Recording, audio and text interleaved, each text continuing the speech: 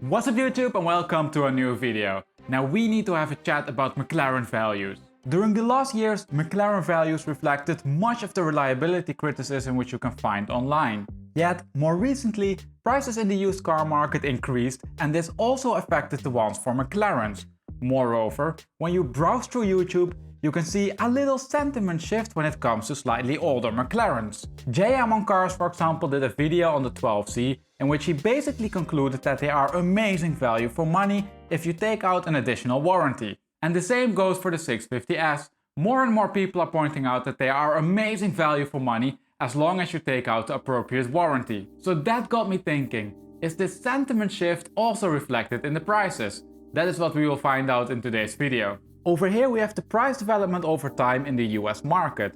You can see that we have the 720S, the 650S, the 570S and the 12C. And for all of these models I excluded any special editions, but I included the coupes and the spiders.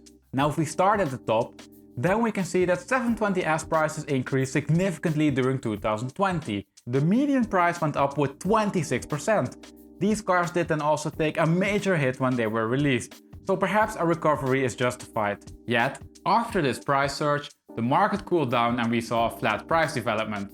Overall, however, this still means an increase of 28%. But we need to be a bit careful with this number. The underlying market composition namely changed, as the supply for the spiders increased and these drove up the prices. If we would have just looked at the coupes, the price increase would be 19% or $41,000.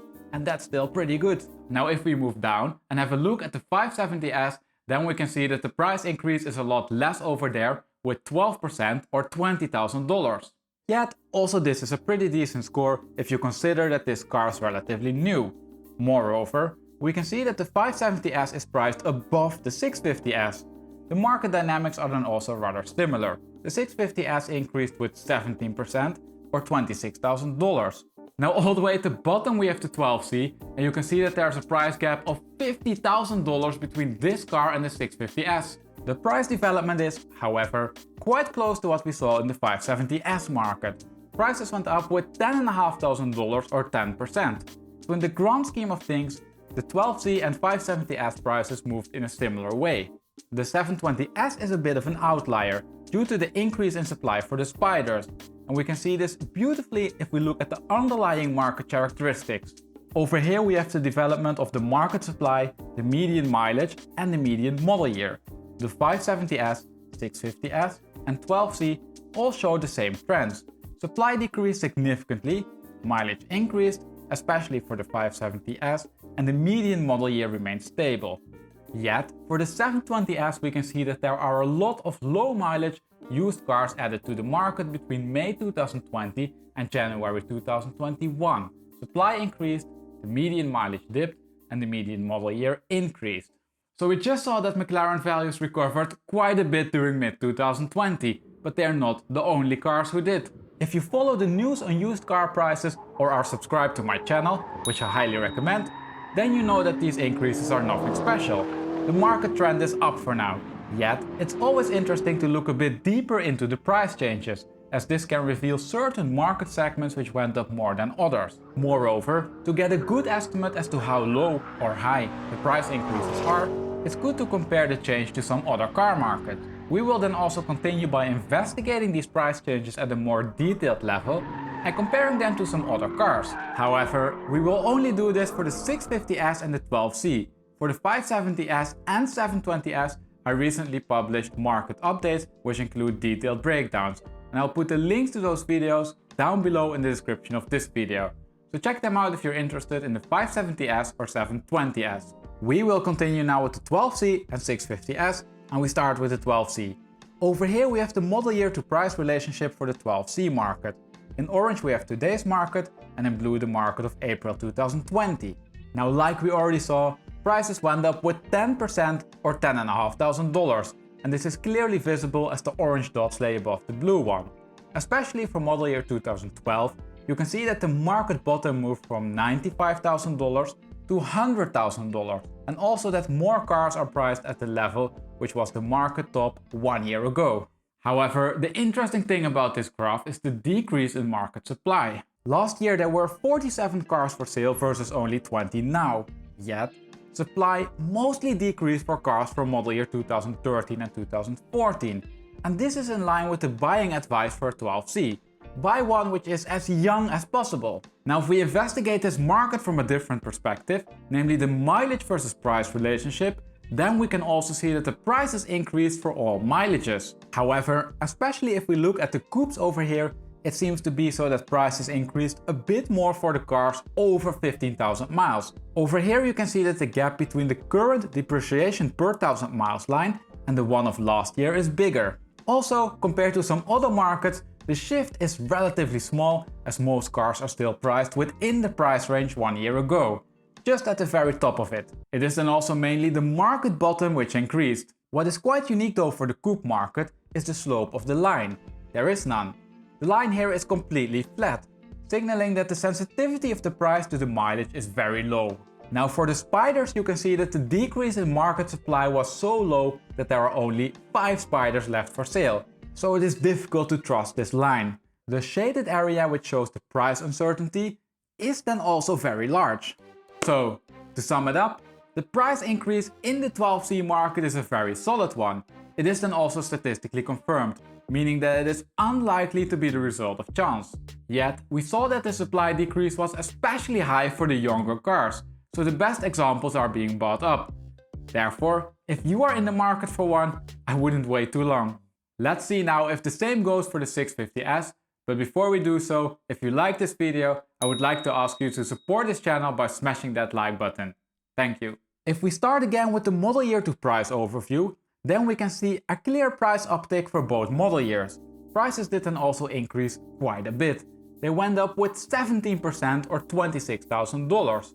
However, just as in the 12C market, supply decreased mostly for the newer cars. If we transition again to the mileage to price relationship and split the market again by roof type, then we can clearly see the market shift. In the Spyder market on the left you can see that the cars are priced in a different league compared to 1 year ago. There is hardly any price overlap between today's prices and the ones 1 year ago. So here you can see very good that the price increase is clearly more significant than in the 12C market. The mileage sensitivity is more or less the same. Also for the 650S market it is extremely low. The depreciation per 1,000 miles sits very close to zero. 1 year ago this was different. Back then it was around $1,300 per 1,000 miles driven. So to sum it up, 650S prices clearly increased more than 12C prices. But there are also some similarities between the markets. We could see for example in both markets that supply decreased especially for the younger cars and that the depreciation per 1,000 miles is extremely low. I think that those curves were among the flattest ones I've seen on the channel. So we know now how the McLaren market changed during last year, but to evaluate if this change is any good, we need to put it in a context. Hence, we will continue now by comparing the price increase of the 12C and the 650S to some other cars in the market. If we start again with the 12C, then we can see that an increase of 10% is not bad, but nothing out of the ordinary in today's market. Over here we have the 12C in blue, the 458 in orange and the 911 997 turbos in green. And this graph first of all reveals the insane price difference between the 458 and the 12C. The 12C is literally half the price of a 458. The 458 is then also insanely popular and this is reflected in the price increase. Prices went up with 20%. So that's on par with the 720S price increase and double of what we saw in the 12C market. However, the increase in the 997 turbo market is with 11% aligned with the 12C. But as you can see, the latest price data is from March 2021. And I suspect that prices increased still quite a bit since then. So in the end, the price increase might be slightly higher than what we see in the 12C market. Also, when you compare the 12C to the larger market trend, so to a bunch of other cars, you see that the increase is at the lower end of the increases. But this definitely doesn't go for the 650S. Let's have a look. Over here we have again in orange the 458, in red the 570S, in green the 650S, in blue the AMG GTR, in purple the DB11 V12, and in brown the Acura NSX. Now the 458 is clearly the oldest car here, but it is the one with the largest price increase. It went up with 20%. However, the 650S is not doing too bad at all, with an increase of 17%. This is more than the 12% increase in the 570S market, the 13% increase in the DB11 V12 market and AMG GTR market, and the 8% increase in the NSX market. So contrary to the 12C, the 650S sits more at the top end of the market trend. Sure, it's not as crazy as the 40% price increase in the Porsche 911 996 market, but keeping up with the popular 458 is definitely a good score. And with that, let's wrap up and conclude. McLaren values are definitely not immune to the trend in the used car prices. We looked at the 720S, the 650S, the 570S and the 12C and saw that all of them went up in value. Yet, there are some key differences between them. Price increases in the 12C and 570S market are the smallest, with 10 to 12%, while they are the largest in the 650S and 720S market, with 17 to 20%. Underlying though, something is brewing up in the 12C and 650S market. The most recent examples got bought, and the depreciation per 1,000 miles is almost non-existent for both cars. I wouldn't be surprised to see these cars holding up quite well when the market turns. Now in the end, it is impossible to say if the price increases are the result of a change in market trend or perhaps a change in sentiment for McLarens. However, given that the 650S sits at the top end of the market trend, has a very low depreciation per 1,000 miles and saw a strong decrease in supply, it might indicate that there indeed is a change in sentiment for that car. Nowadays you know exactly what you get yourself into when you buy an older McLaren. Everybody knows that they are extremely good value for money as long as you can take care of the maintenance and the warranty. Perhaps there's just a growing group of people who put this into the expected ownership experience and are willing to deal with this. And with that we arrive at the end of this video. Now if you enjoyed this data-driven way of analyzing cars, but would have liked to see the analysis for a different car, let me know down in the comment section for which car you would like to see the analysis. Once there are enough requests for a certain car, I will make a video about it. Also don't forget to subscribe and click on the notification bell so you get actually notified when your requested analysis goes live. As always, thank you for watching and I hope to see you next week for a new video.